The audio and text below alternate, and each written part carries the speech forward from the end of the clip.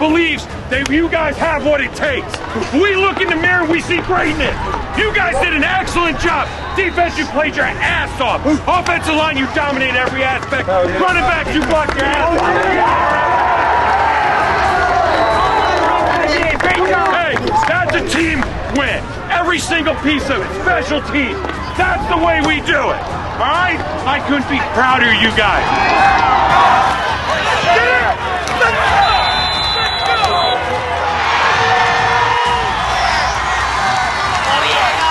Look at my face. You can see how many gray hairs I have. Knew it was going to be a battle. We were tested, and we were tested in a way that we needed to be going into the rest of the season with our last game and, hopefully playoffs, right, against a two-time defending state champion. We were down a few guys. We had to have some guys step up, and some guys really started for the first time tonight in a couple of spots. So they followed through, and they found a way. We feed off each other's energy here and really take pride in winning at home. We didn't play so well away at North Haven last year, but we weren't going to let them come here and do that to us again. Really gritty team, respect to them, but if we have a chance to knock them out of the playoffs after what they did to us last year, we're going to take that opportunity.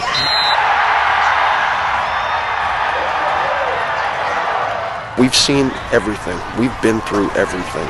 And good or bad, we are battle tested. So to their credit and to their grit, we found a way.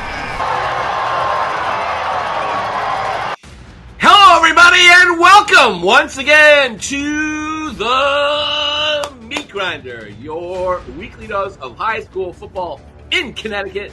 And I'm your host, Sean Patrick Foley. With me, as always, is Pete Paguaga. Peter, guess what? It is getting down. We are at the last week and change of the high school football season. I can't believe it. It's almost Thanksgiving time. We got a jam-packed show today. We got playoff points. We got crazy stuff happens. As you saw at the top of the show, you heard all the craziness, the Fairfield Preps and Brookfields, and you can just feel it amping up, and I'm amped up. I can't even stop talking. How you doing, pal? What's up? Welcome back to the show. It's getting to crunch time. Looking at schedules, only one game left for certain teams, playoff points. I'm getting messages. I'm not the math guy. I keep telling everybody, go to Sean, go to Mike. I'm not the math guy. I got players reaching out to me. I'm like, dude, not a math guy. But again, it's getting crazy. Teams, the playoff system's always really weird. The point system's always, everyone kind of has their own way of doing it. There is really only one way of, there's one solid answer, but everyone has their own different ways.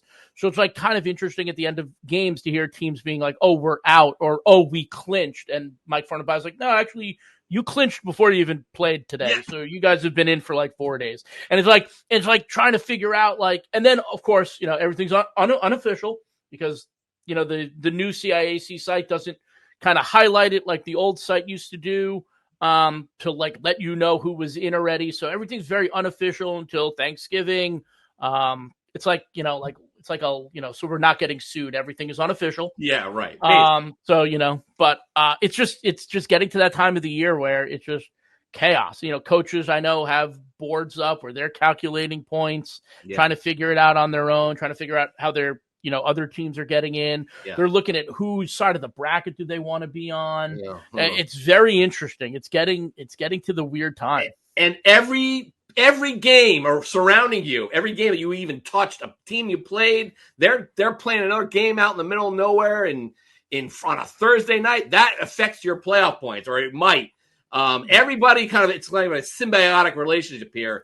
What happens across the state might be the difference between you playing at home or you playing on the road or you're getting a low seed, a high seed, or being out completely. We've seen this stuff get down to percentage points and it's out. So every play matters, every snap, everything, every little mistake, every little big moment you had, it all matters and it all comes out. And every little thing. Yeah, just like Sting said. Yeah, every little thing she does is magic. And the thing of it is that all these teams saw George French this weekend. I saw him over at Choate, and as much as he is on to Masuk, they actually have been looking at it because I think Amity's in. I mean, there's a whole. We'll get to all that, but it's everybody. The thing with the teams is they only have to do it for one division, theirs. and they only have to do their scenarios. We got to do it. And when I say we, I mean me and Mike Fornbile, and even Ned Griffin, who's been helping us out this year. He does his own. So the three of us basically do it. I got everyone emailing me or sending me messages on Facebook, on text message. Hey, what are the scenarios? What are the scenarios? Well, I'm like, guys, I got to do this first. I spent all day Saturday and Sunday doing it. Mike Fornbile's chipped in. So everything we're going to talk to about today is basically just kind of the broad. Again, it's a broad picture, but we're gonna have who's in, who's not for now, and then what you might need to win to get in stuff. But you won't really know the real stuff until we get to Thanksgiving week, because there are a few games being played this week. I think there's about 20 or so, not even that, like a couple here and there that will decide things. Hill House playing East Haven, which is still alive. That's a pretty big one. You have Windsor and Bloomfield, which I don't think is as big as it was maybe a few weeks ago. But so that's where we are. I mean, again, it's been nuts. So lots to talk about. And between all that, Pete's got to do all, help out with the coverage of the state championships this weekend. So make sure you go to GameTimeCT and check all that stuff out. Our staff did an amazing job with the soccers and the field hockeys and the volleyballs. Good job, Pete. I mean, we couldn't have done it without you. So thank you. Yeah, it was. It's nice to get back to football. Yeah. I mean, there's some crazy games there. Oh, there's some crazy finishes. Obviously, the Mercy girls scoring at the buzzer. The Brookfield Pomperog game with 39 PKs were taken, which is insane. So much going on at the same time that I just want to get back to football. Yeah, I was watching field hockey, girls soccer, and boys soccer and volleyball, and trying to figure out what game's ending, who's playing who. It was very confusing for a while. All right, so buckle in and let's get to it. We'll get all that and more. But we'll kind of start off with the scene over there at Raftery Stadium, Pete, and North Haven desperately, the two-time defending champion. Granted, they're in M. They desperately need to bring Fairfield Prep, a double L school of all things, in an SEC game. And Prep needing to win basically to clinch a spot, although they were probably going to get in anyway. Regardless, it was kind of desperation time for North Haven. And, man, what a wild game that was. North Haven came out busting. What happened at Raftery Stadium? Well, they were late. Oh, right. They got busted up on the what was it? On 95, Wharf? Yeah, they got stuck in Long Wharf because of car accident, and obviously the bus can't get on the Merit, so they got there a little late. Game started a little later, but I'll tell you this right off the bat, this started to look like the hand game for Fairfield Prep very quickly. North Haven gets the ball, goes right down the field. Joey Mastriani, 4-yard touchdown run. Right, Prep gets the ball. Robbie Manning drops back, throws it right to a lineman. Pick six. That exact scenario happened in the hand game. The interception wasn't taken for a touchdown, but they threw an interception to a lineman, and all of a sudden, hand was inside the 10 immediately, and you're like, oh, here we go. Signs of not going to be good for Fairfield Prep. The Jesuits rallied and scored the next two touchdowns, took a 14-12 lead, and you're like, okay, here we go. Here comes Prep. Robbie Manning with a touchdown run. Same with Scott Callahan. You're like, oh, here we go. And then North Haven goes right down the field again, throwing the ball at the end of the half. Hit a little wheel route. All of a sudden, they're in territory. And you're like, oh, no. Mastriani scores right before half. Boom, 18-14. I'm walking back to, up the sideline to get the video of the kickoff. Like, anything can happen. Someone on the North Haven sideline goes, oh, Pete, you didn't pick us, huh? I remember. And then you're like, okay, Prep's going to get the ball at half. They're going to be fine. They're going to be fine. It's Fairfield Prep. North Haven. Boom, Tyler Tomorrow touchdown. Now they're up, I think, 11. Prep kicks the field goal to knock it down to 8. Ben Cornelius, and I have to say his name. He had a great game kicking, but on Twitter, it was just so frantic. I was like, Prep kick field goal, and it got 10 favorites, and I was like, I didn't even put the kid's name, but I feel really bad. Ben, great game. And then Arnie McCormick goes 73 yards for a touchdown run, and you're like, that's it, it's over. Prep, you burned me again. I can't. I'm sitting here. I'm a good Catholic school boy. I'm sitting here, and I'm all in. Prep needs to be in the top 10 team, and here they go, burning me once again. I'm like, this is it. It's over. They were up 32 to 18, 32 to 17. That's what it was. 15-point game. You're like, that's it. It's over. Prep's offense hasn't done anything in the second half, and their defense can't get North Haven off the field. Wow. First play from scrimmage, back, boom, Manning, Finbar Malloy, 69-yard touchdowns. 69 yards for a nice touchdown. Your boy! Back in it. My boy, Finbar Malloy, getting things done. It wasn't like just a streak where he beat him, made a couple of guys miss off to the races. Then, now, I'm on the North Haven sideline. North Haven gets the ball, 10.5 minutes left.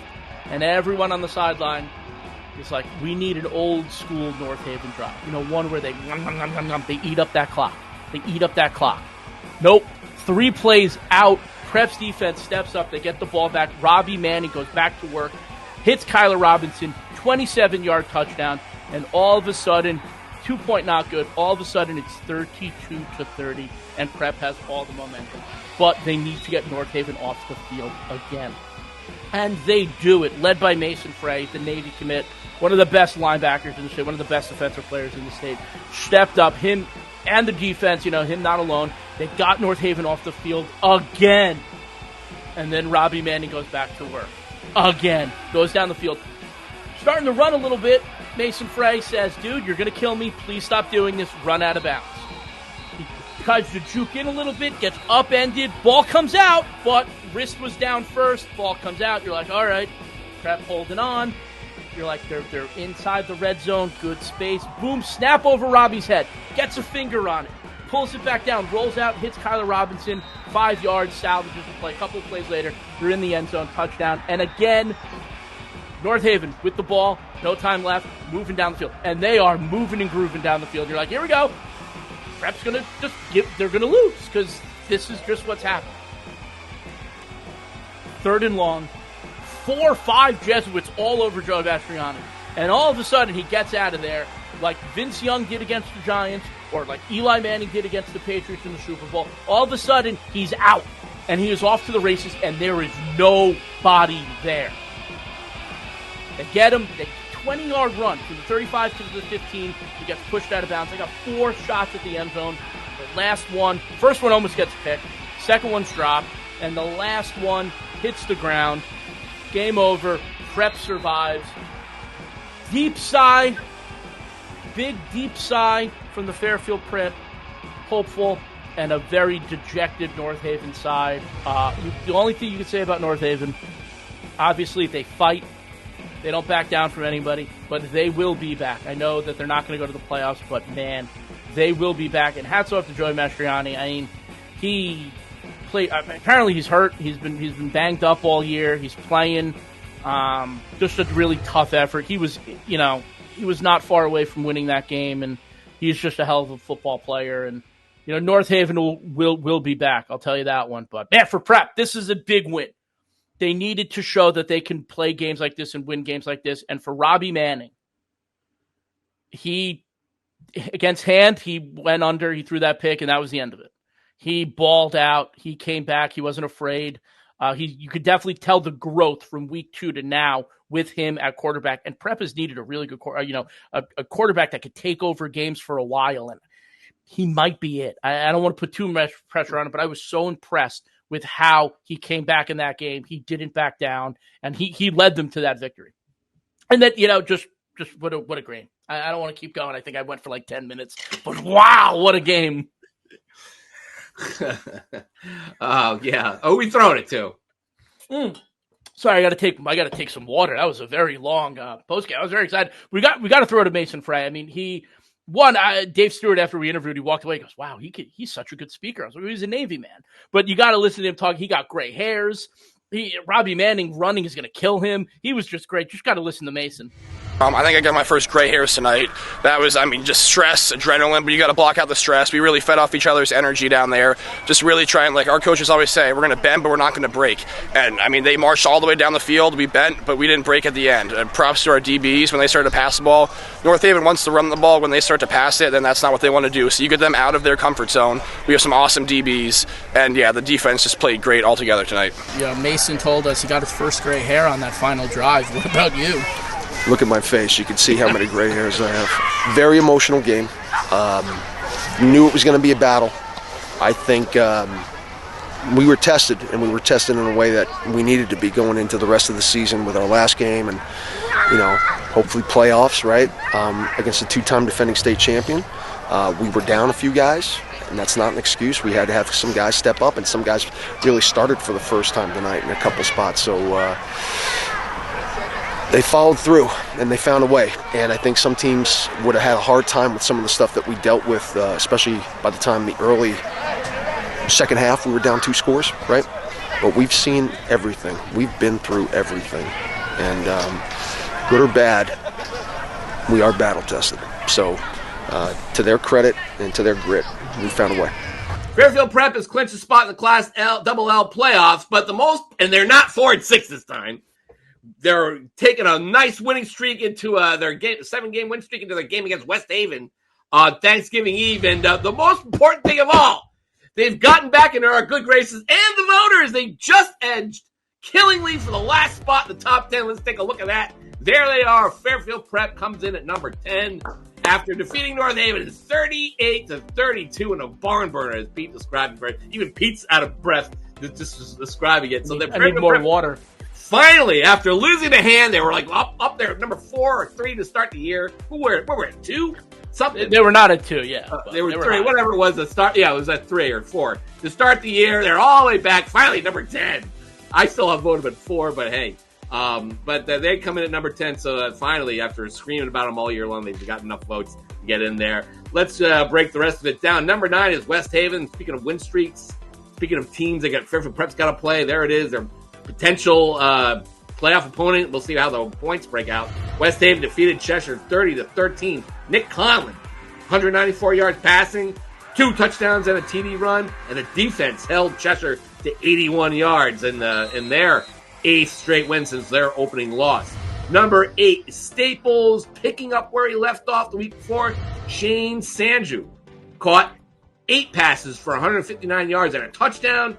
Not to be outdone, Nate Smith caught 7 passes for 111 yards and a touchdown. The Wreckers beat Mars again, 28-0 over Trumbull in a big game. But Trumbull still alive in the Class Double-L race. We'll get to that.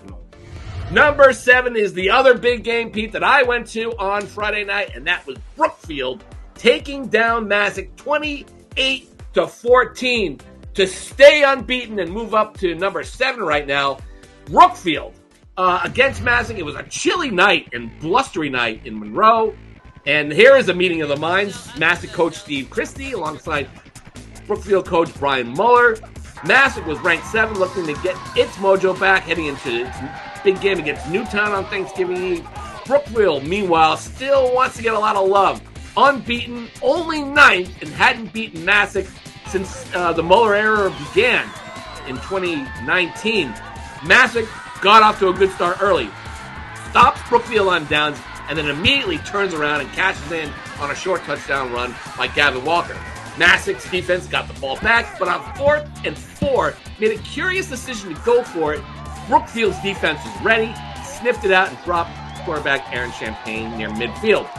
Brookfield's Michael Walters, who apparently, I'm told, was sick the only other time I saw him, against Bunnell, and he wasn't much of a factor in that 21-0 win. This time, the full effect is in force. Rips off a 39-yard touchdown run to pull the Bobcats within 7-6 early in the second. Masuk again went for it on 4th down and again failed, but this time they get the ball back on a pickoff from Luke Longo. Just a few plays later, Shane Walker takes his swing pass 65 yards down the sideline. They scream and yell that he was out of bounds. I didn't see it, but he puts Masuk up 14-6. Now, we didn't know it at the time, but that would be the last gasp from Masuk offensively. Brookfield's defense beat was lights out, especially linebacker junior Chase Sylvia and Thad Baldwin, the quarterback, who's moved the D-line, and they buckled down, and they were tough. Brookfield on offense marched right back down the field. Walters scores on a 12-yard touchdown run and the conversion to tie it up 14-14 at the break. Masuk was going to get the ball to start the second half, but, oh no, it's a swift, it's a return and a fumble Recovered by Sylvia on the run back. Walters caps off this short drive, putting Brookfield ahead for good, 21-14. And Masuk's offense team had several chances to get back into this to score the equalizer, but Brookfield's defense just wasn't going to let it happen. And with a little bit of an assist to the refs on this one, I can't really argue with the Masuk fans who were screaming about this play. 3rd and 10 from the Brookfield 29. Walker has a step down the sideline, but Donovan Loranger appears to wrap him up and slow him down just before the ball goes over his head in the end zone. No call there. I think he just kind of wrapped him up. I think he knew he was beat. Figured, what the heck, it's only going to be 15 yards instead of a touchdown. But they don't even get that. 4th down. Christie is incensed. Masuk is incensed. 4th down. Ballsy and Sylvia drop Champagne to end the threat. After another ballsy sack on Masuk's next possession, they punt the ball away. And Brookfield embarks on a North Haven-esque drive, or old school Brookfield, if you would. 18 plays, sucking up nearly 10 minutes into the 4th quarter. It looked like Masuk was going to stop him, but on this fake, which was too good, apparently, the refs blew the ball dead, even though Thad Ballsy was on the other side of the field. Even I missed it. It looked like Masuk had stopped him there, but because of the refs thought the ball was on the other side, they blew the play dead. They had to replay the down. Masuk screaming about that, and then, adding insult to injury, they jumped off sides, giving Brookfield the first down anyway. Masuk ultimately finally stops him, but with only 2 minutes left inside the 14-yard line, and whatever chance the Panthers had, it died on back-to-back sacks by Thad Ballsy. Man, what a player he was. What a game he had. First, with knocked Champagne from the game, and the second, gave Brookfield the ball deep in their own end. Ballsy scores on a short touchdown run to clinch it, and Brookfield beats Masuk for the first time since 2018, clinches its first playoff berth since 2018, and the first time in the Brian Muller era. And here's Brian. Just something to prove, man. They do a lot of good stuff over there, man. Steve, top-notch coach, man. I can't say enough about his program. But come stop us, and that's it. I mean, we knew we could do it. I think we were the only ones, and that's it. We just want to prove to ourselves each and every week, what we're capable of, and we just try to bring that next step up. And this is our ground level. It means everything. I mean, we lost to Masuk the last 2 years, and honestly, I just wanted to come out here and kill it. That was everyone's goal, top to bottom, the staff, the players. Everyone just wanted to win against Masuk. We can go 9 minutes down the field, and the wishbone and we're in and out of formations. That just really shows what character we have as a team. That's really all I have to say. That we're probably one of the best team that has a lot of character. You also heard from Michael Walters, who had a great game, 28 carries, 168 yards, and 3 touchdowns. And then at the end there, you heard from Thad Ballsy, who is the quarterback, played the end, had 4 sacks. Just an all-around great performance by those two guys. And I look at that Class M, man. They are 9-0, and they're looking at, on the other side, looking at Hand. And what's shaping up right now to be a pretty dream matchup. Look out for the Bobcats. That was a really impressive performance, Pete. Yeah, it's great to see. I know we all were like, oh, Masuk. Yeah, Masuk did. Oh, we heard all about it. Yeah, I know. But it's good. It's good for Coach Muller, good for the Bobcats.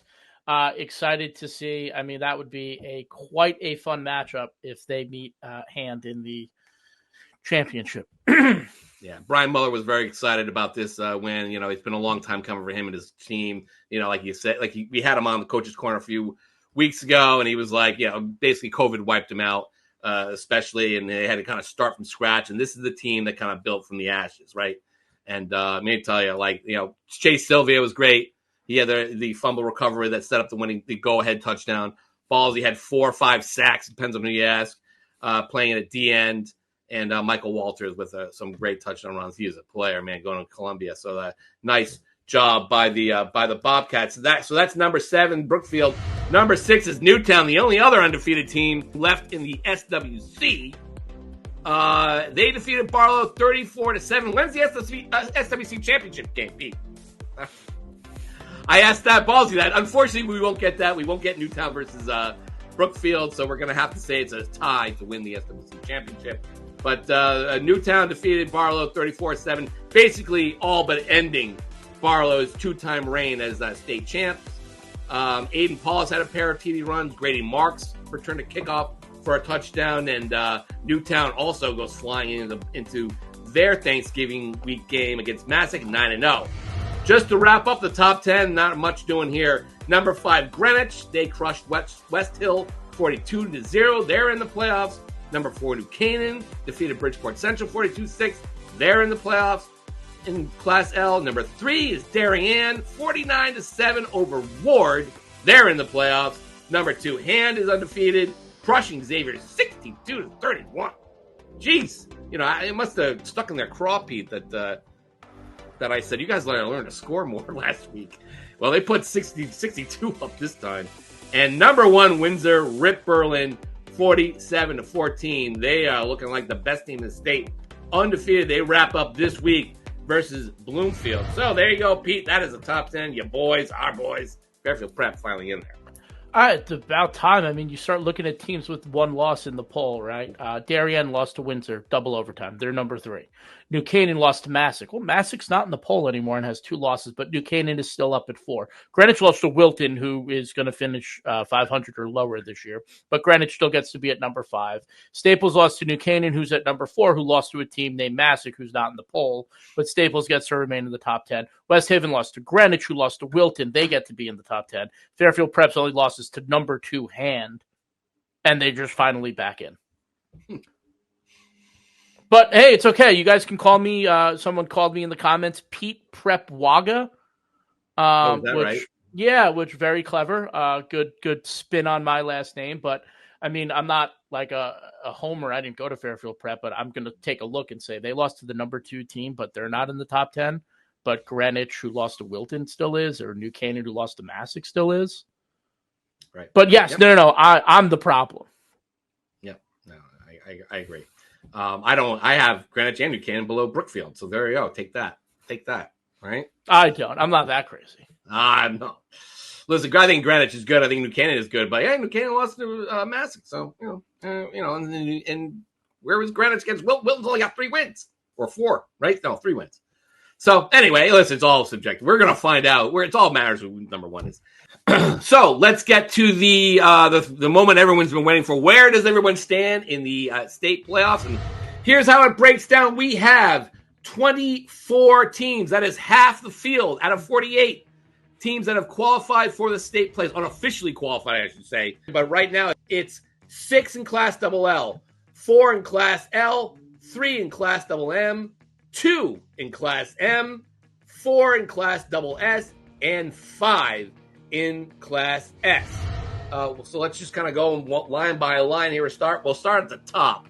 We're going to go with a Double L, where it's one of the biggest games of the week happened, and that was Manchester rallying past New Britain, down 20 points after 3 quarters. Emmanuel Sampel threw 3 touchdowns, including 2 to Joe Mugovero, as the Redhawks rallied from 20 points down to stun the Canes, 28-27 on the road. Mugovero caught 17 passes for 184 yards, including the winner, a 6-yard score with 2:38 left. And afterwards, Roy Roberts was all over his guy, your guy, my guy, about his receiver. Let's get this clear right now. The best, the number 1 wide receiver in the state of Connecticut. Hands down, Joseph Mugovero. Learn his name. Every coach out there, he should be on your ballot for All-State. Hands down, elite team All-State.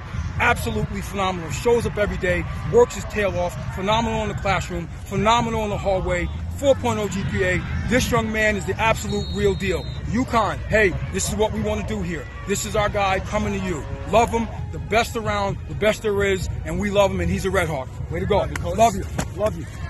So there you go. Roy Roberts says he is the best. I don't have any qualms with that. He is certainly, I've been singing his praises all year long. I just hope that, we get an all-state ballot from Manchester this year. Yeah. This year, make sure you guys get it in there. We'll be sending those out later this week. So if you haven't got it, let us know.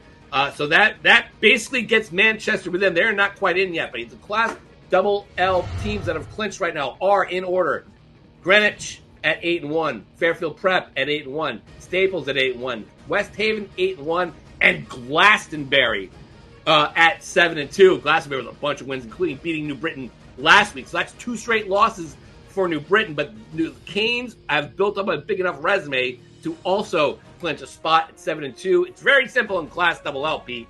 Manchester is basically in. There are just a few bonus points that they're probably going to get away from getting in, even if they lose to East Hartford this week. They play them on Friday, but they're not going to want to do that. They're going to want to put this one away and clinch by winning. But that leaves one spot in Class Double L, Pete, and that comes down to Trumbull. If Trumbull beats St. Joseph, they'll get in. Otherwise, they're going to open the door a little bit for Kennedy. NFA had a big win over Waterford to kind of put them mathematically in the race here. If they beat New London on Thanksgiving to finish amazingly, remember, they got smoked beginning of the year, and it looked like they were going to win a game. And the NFA, by playing their ECC schedule, has come all the way back, and they can finish 5-5.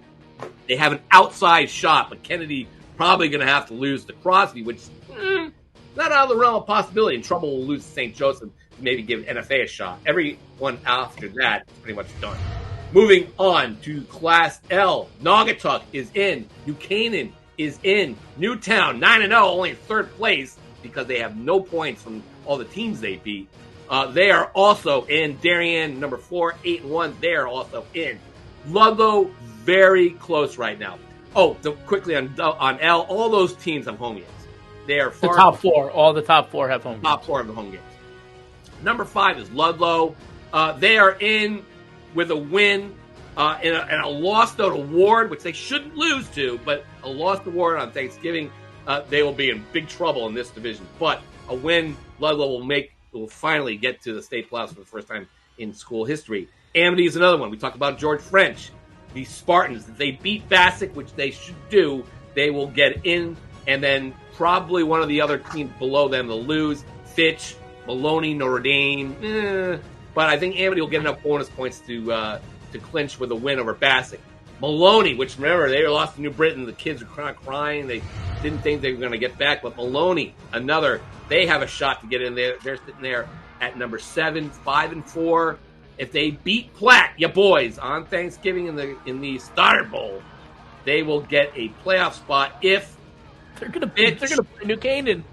Yeah, if Fitch, Notre Dame, Ludlow, or also Amity lose, that will also get them in. Notre Dame will win. If they beat Hamden, they'll clinch that last spot.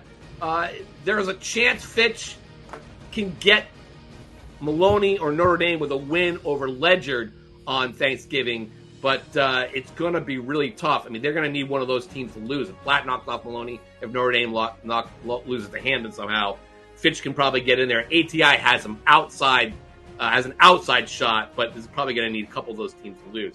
So that is where we are right now. Amity and Ludlow, basically their wins with ins. They're in with wins, I should say. So that is Class L right now.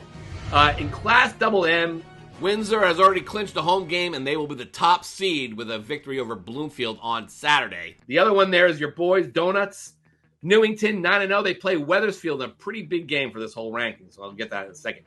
New Bristol Central also clinch a spot here, so they're the top 3, not top 3 seeds, but they're the 3 teams that are in.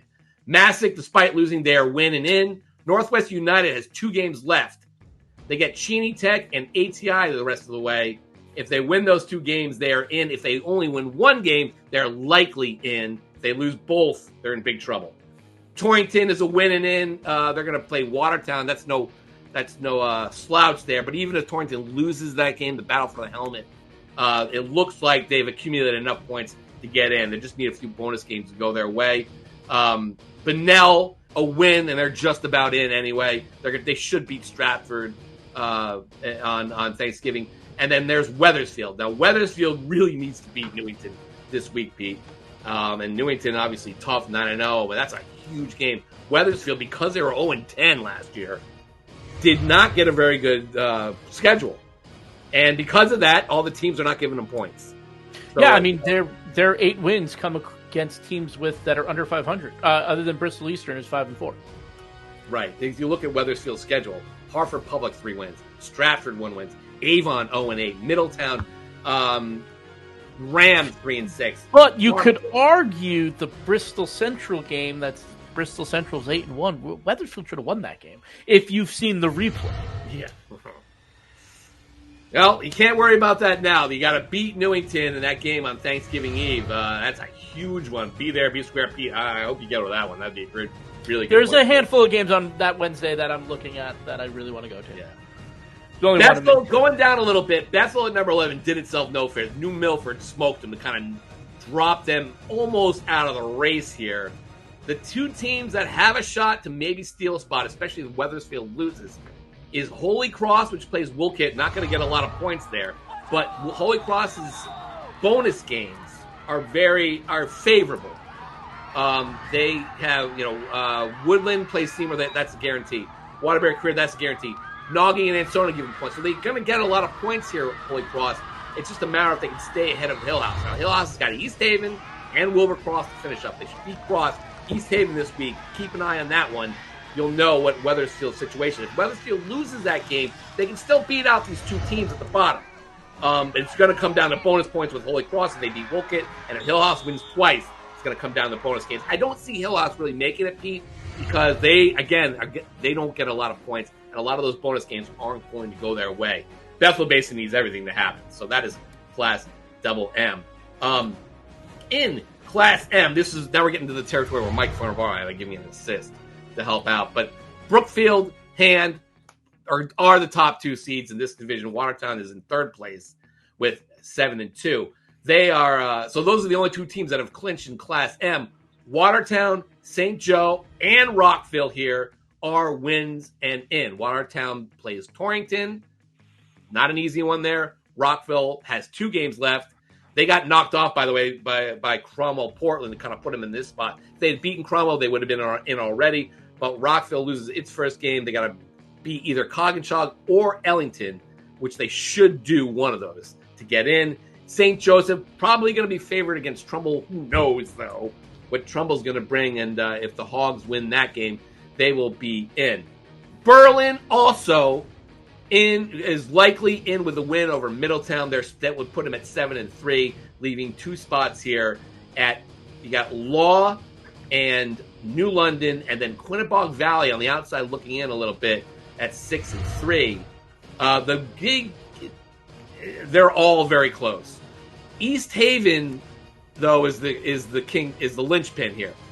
They have to beat Hillhouse and Brantford, so they have Hillhouse this week. If East Haven beats Hillhouse, then it's going to come. They're going to add themselves to the mix here. Law, New London, and Quinnebog Valley. North Haven is really in trouble. They're going to need to win against Shelton, which helps that they're an L team, but it doesn't help that Shelton's only 2-7. So I guess if they played Amity, Amity screws them there. If they played Amity, they would have been in a much better spot. But they're going to need to win that game and kind of hope East Haven loses. Maybe Quinnebog Valley loses. Maybe New London loses the NFA, and Law loses the foreign. None of those things are out of the realm of possibility. We'll have more on that later, but it's going to be really tough for them. So those last few spots we'll have more on later. The key game to watch, though, East Haven versus Hillhouse on Friday. So if East Haven wins that, they're going to add their name to the mix. Otherwise, it's North Haven, Quinnebog, New London, and Law for those final 2 spots. In Class Double S, Killingly running away. They are the top seed here at 9-0. They'll play Woodstock Academy, likely go to 10-0, but they're already the top seed. Wyndham also has clinched a home game, and with a win, they will be the number 2 seed. Sheehan and Bullard Havens are also in. So that's 4 teams have clinched in Class Double S. That leaves 5 spots. Waterford, which looks like they're right now without Jack Higgins, their quarterback. They lost their 2nd game in a row, this time to NFA. But the Lancers can still get in with a win. They play East Lyme on Thanksgiving, and that East Lyme has not had a great season. They're close, even just with a little help, I should say, about Waterford. Ledyard is basically in with a win over Fitch on Thanksgiving. And then Ellington right now on the outside kind of looking in a little bit. They will be in good shape if they win both of their games. I skipped over Tallinn, yes. But that's because Tallinn and Foreign still need to win and get help out of this. So if you're Ellington, you're still in a good spot. You got Rockville, though, at the end. That's where they're going to get all their points, and that was going to allow them to leapfrog them. I didn't mention Granby Canton. They are in with both. They have to play North Branford and Creek. They're going to be in with both wins. I think with just one win, they're also in a good spot. But again, Tallinn and Foreign right now are on the real outside looking in, even though Tallinn is in 8th place. They only have Yo Smith left. Foreign has Law, and Ellington with a load of points. But Rockville, not easy. And again, Ellington, probably not going to beat Rockville. So that'll help Foreign and or Tallinn to get in that last spot. Can you riddle me this? This isn't. I mean, this doesn't. It has to do with the state playoffs, but not really. Killingly and Wyndham are both in the ECC, and they're both playing in Class SS, and they don't play in the regular season. Yeah. Well, funny you mention that, because the ECC just reconfigures its divisions every year. Because there are a lot of small schools that don't like playing large schools, and so they just want to play them in the playoffs. I'm actually fine with that, to be honest with you. But no, you're right. You're in the league; they should be playing. But they're the same state division class. Isn't that what the reason for the alliance is? So that they can play teams that are closer to your size and avoid teams that are bigger than you in your league instead of avoiding teams that are in your same state division? None of it makes any sense, but you're absolutely correct. Sorry, let's go to Class S. Sorry. Yeah. Anyway, you're right. You're right. Absolutely right. Scheduling in this state, alliance and otherwise, has a lot to be desired. We don't know what we're doing. It's leagues or it's state playoff divisions, leagues or state. Pick one. Pick a lane, guys. Moving on to Class S, this is a lot easier. The top 5 teams have clinched playoff spots. Capital Prep has a home game in the quarterfinals and semifinals. Ansonia has also clinched a home quarterfinal game. That means they're one of the top 4 seeds. Cromwell Portland is pretty close to getting a home. They're also in, but they're pretty close to getting a home game. Just need a few things to go their way as well. East Catholic, obviously. Bloomfield, obviously, both in. And that leaves 3 spots. Haddam Killingworth at 7-2 plays Valley Regional Old Lyme in your favorite game, the Principal Cup, 2 days before Thanksgiving. That night, usually a very cold one, but with all the weather here we've been having, it's probably going to be 80 degrees. But HK, if they beat Valley Regional Old Lyme, they will be in. Northwest Catholic plays East Catholic in a pretty big game the night before Thanksgiving. East Catholic is already in, but for Northwest Catholic, they win, they will get in. And I don't know if they'll have to face East again, but they will get in as well. Woodland is also very close. They're the number 7 spot now, 6-3. Beat Seymour. I mean, Woodland's been very good the last down the stretch a little bit, even though they lost to Ansonia. If they beat Seymour, that would wrap it all up. Now, the only way that Waterbury Career and Stonington can get in. Stonington did not help itself with a losing to Fitch last week. They're going to probably need Northwest Catholic to lose that East Catholic game. I think Waterbury Career, by beating Wilby, would put itself into position there. Stonington needs a lot more help than that. Valley Regional is still alive, but they're going to need a lot. They're going to need to win both of their final 2 games, Coventry and HK, and then Northwest Catholic's got to lose. Probably Stonington, probably Northwest Catholic. I mean, we already said that, or maybe even Waterbury Career. And Coggin-Chog still mathematically alive, but they need some serious help. So there you go, Pete. The 24 teams that have qualified in the state playoffs. 48 total. That's basically half. It is half. That's half the teams that have qualified. We should get a few more depending on what happens this week.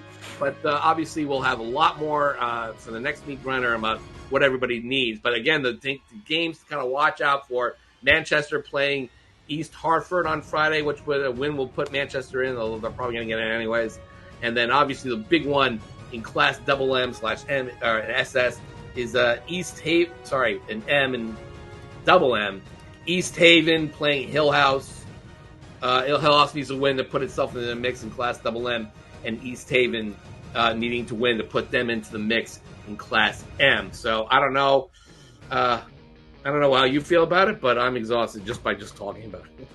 Yeah, I don't know. It's just so much, a lot of moving parts, and you know, it is par for the course. You know, we're not going to sit here and I'm not going to say something like, "Oh my God, there's 16 too many," but I'm not going to say that. I'm not going to say that. I'm not going to say that there's 2 extra divisions. I'm not going to say that. So. There's one division, if you look at it, what was that? Class double M is just a mess. You have Wethersfield barely hanging out by its fingernails at 8-1. Then you have an M, which is like 5-4 are getting in. You know, it's just, I wish there was a better way to do all this stuff. Frankly, I would love it if math was only to do tiebreaker. I would rather you win it on the field. You win a division, maybe you finish runner-up, you go. That's it. Except in class double S where Killingly and Wyndham don't play. Yeah. I would rather these kids figure it out on the field. No math, no stupid schedules. Everyone's got a different schedule, and they're all arbitrary. When you play the same teams, it's like kind of like the World Cup. You put everybody in like pools or divisions instead of like 3 games. You play 6 games. And then whoever advances, wins those divisions, you advance out of it. That's it. Easy. And you want tiebreakers, then you go to math. So, lastly, Pete, before we get to our shout-outs, I spent a nice Saturday after while you were slaving over our all the reels for the state playoffs, for the state championship games and the rest of the fall sports. I got to take in a football game over at Choate, second straight year. The Wild Boars were going for an undefeated season. 9-0. They're playing Brunswick, and all, as we mentioned last week, all the Notre Dame guys they have on their roster: Ethan Long, Matty Augustine from Greenwich and Milford, and the quarterback Blake Hebert from Massachusetts. All go to Notre Dame against Will Black of Choate, the tackle prospect there, and just a star-studded roster led by Notre Dame commits, quarterback Blake Hebert from Massachusetts, and Connecticut players Ethan Long and Matty Augustine taking on a Choate squad led by Notre Dame commit and tackle Will Black from Ontario. The Boars hadn't lost since the last time these two teams met at the end of the 2022 season. Choate had won 17 straight games, looking to go 9-0 for the second consecutive year with a bowl championship, looking for a little redemption from that loss 2 years ago. And with a blustery wind swirling, both teams seemed like they were committed to running, and man, did they slow it down. Just 5 possessions in the first half alone. Choate scored on its second possession, a Jeremiah Washington PD run. The Boars' defense bent but didn't break, allowing only an Oliver Reynolds field goal. An Ethan Long interception allowed the Bruins to tie it up at halftime on another Reynolds field goal, this time a boomer from 47 yards out, 6-6 at halftime. In the third quarter, Washington broke loose, wide open, and Mustafa Maswala hit him for a 24-yard touchdown strike to put Choate up 13-6. But thanks to this great pass from Hebert to Jalen Noisette over the middle, down inside the Choate 20, putting Brunswick in great position to tie the score again. But Choate's defense held just barely on this third down pass that came up inches short, and Reynolds cut the deficit to 4 on his third field goal. Then came the biggest play of the game. Maswala found West Haven's Carson Hill, threads the needle with this great pass into the wind. The Hill turns around and catches, falling down on his back, setting up Choate just outside the Brunswick 20. And just a few plays later, on 4th and 4, Michael Dunmore punches it in to put Choate up 20-9. And after a 3-and-out, Maswala scored again to put the game away. That's 2 touchdowns in 2.5 minutes for Choate. The Wild Boars win the Leon Modeste Bowl in a second consecutive 9-0 season. A great defensive effort, and I guess we'll just see everybody at South Bend next year. We didn't really talk too much throughout the week. At the end of the day, we're not friends until we're teammates. So we ran the ball very well. Our quarterback had a great couple of good throws. So we just had momentum. And then on defense, our defense always, they do their thing, shut them down every time. We came into this game knowing this was going to be the hardest offense that we were going to face all year. They got talent across the board. We held them to 9 points, which was something we never thought we could do. We want to try them deep. We knew we were going to get 1 or 2 of those, and that's just a shift of momentum. When we get that big catch like that, it changes the game. Was there any talk of that? These guys got us 2 years ago. Let's get them back. Yes, sir. We definitely talked about that last night, but we also made sure to focus on this group of guys that we have here, and handle business as it's supposed to be handled. What can you say about again another straight undefeated championship season? How do you guys do it? It's a culture. Like, guys that come to Choate, we buy in. That's the expectation. You come to Choate, you buy into our culture, and this is the results that we get. It's a culture of hard work, loving your brothers, and just making handling business. So you heard from Will Black in that one, the Notre Dame tackle. You heard from a Choate's Connecticut stars, including Carson Hill, who's off to join his brother over at Brown. You have junior defensive back Jay Diaz from Stratford, and Justin Edwards, their great nose tackle, who's from Wallingford, or I think it was North Haven or Wallingford, or somewhere around there. Ezra Fearon also played pretty well on defense, and you also saw a little Dante Kelly in there, so that was nice to see. Nice job all around, Pete. Really nice day. They were all asking for you afterwards. They were very happy about our that we talked about some of the prep school stuff, and that we got you to talk about it too. They were very, very pleased. So. They can send stuff in. That's fine. Yeah, they can. Info at GameTimeCT.com, guys. So Choate was the only CT team to win. The other teams, Cheshire Academy lost, Kingswood Oxford lost, and so did Avon Old Farm. So not a great year for the CT prep schools, but we'll get them all again next year. So, Pete, with all that said, let's get to shout-outs! Shout-outs. Oof. We might have mentioned it a little earlier, but there were a ton of great performances and some clutch performances, so I think we're going to get right to it. You want to go first, Pete?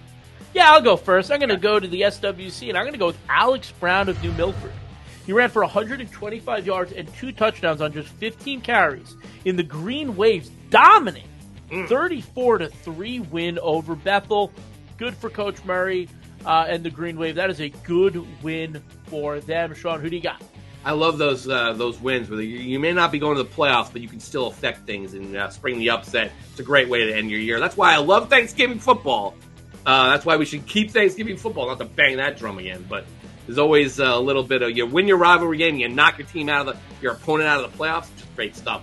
And in this case, Bethel, maybe not Thanksgiving game, but Bethel had a good shot to get in if they continue to win there. I don't know if they're going to beat Brookfield, but that really put a hurting on them. Anyway, I'm going to go back to Cromwell Portland. We mentioned a little bit. I am going to go with Jess Elfreich of Cromwell Portland, who threw 4 touchdown passes, 2 to Tyler Sapola, as the Panthers knocked off previously unbeaten Rockville 29-19 to basically cement their home game in the Class S playoff and put a little bit of hurt on Rockville.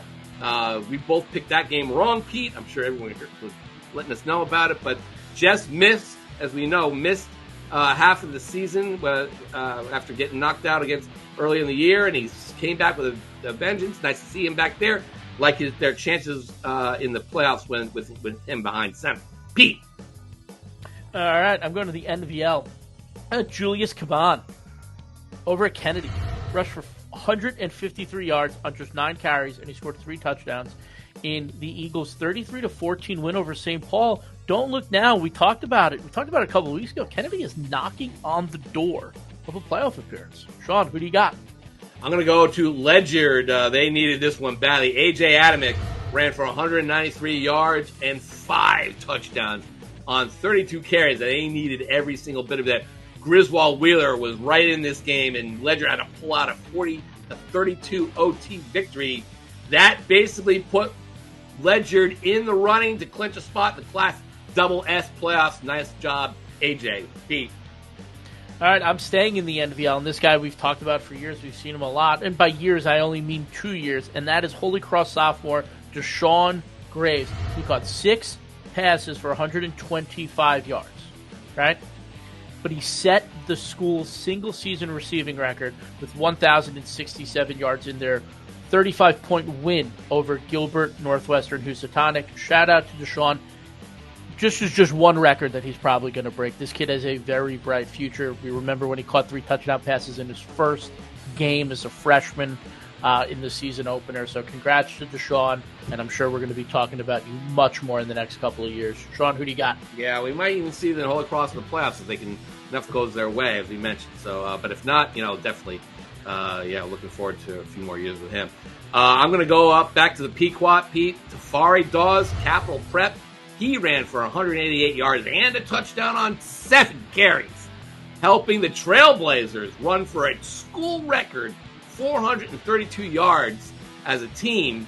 And he also caught a touchdown pass as the Trailblazers whooped up on Ellington 48-15, putting a serious crimp in the Knights' playoff chances and cementing Capital Prep 2 home games in the state playoffs. Not sure if they're going to be the number 1 seed yet. They're going to need we're going to need to see what happens with Ansonia, but right now they are looking pretty good. Undefeated Capital Prep. Pete.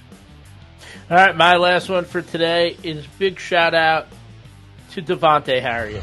He grinded it out, 32 carries for 146 yards, and he scored the only touchdown of the game, a 4-yard catch on the last play of the first half, as Stratford won their first game of the season 6-0 over Notre Dame Prep.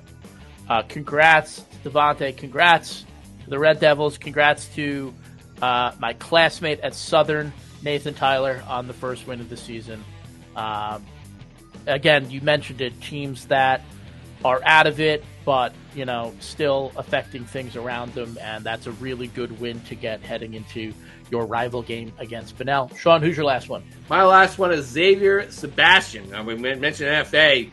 Looked like they were deader than dead this season, and they've come roaring back and actually put themselves in position to maybe capture a Class AA playoff spot at 5-5 if they can beat New London on Thanksgiving. Well, Sebastian had 2 pickoffs and also ran for 71 yards and a touchdown on 5 carries, as the Wildcats knocked off Waterford, previously unbeaten Waterford 2 weeks ago, 27-6 in a huge win for the Wildcats. If they get into the playoff, they squeak in there, they're going to have Sebastian to thank for it, Pete, and that will do it for the shout-outs. Again, ball out. Even if you're not going to the playoffs, it doesn't mean you can't affect things, and we love to see it, and we're going to see a lot of that in the next few weeks. So that's going to be a podcast, Pete. We got lots to do. We got pick'ems. We got this week on the coaches show. We got West Haven's Rich Boucher. Be sure you hang around for those. And then we're right on. We're off to the races. Yeah, we got our Thanksgiving extravaganza. Got Thanksgiving show. We got Thanksgiving picks. We got Thanksgiving capsules, and then Thanksgiving happens, and then we have the quarterfinal preview and the picks, and then it's gonna get chaotic. Follow along with us. Like and subscribe, rate and review. Make sure you put notifications on, because our schedule is going to change. These shows aren't going to drop regularly. So make sure you put every single notification on to make sure that you know when a new episode drops of anything that we do. Because, ladies and gentlemen, hold on to your butts. It is going to get wacky, weird, and crazy the rest of the way. Thank you, Pete, picking me up there. And so, with that said, for People Blog, I'm Sean Patrick Bully, and this has been the Meat Grinder on GameTimeCT. Love you all.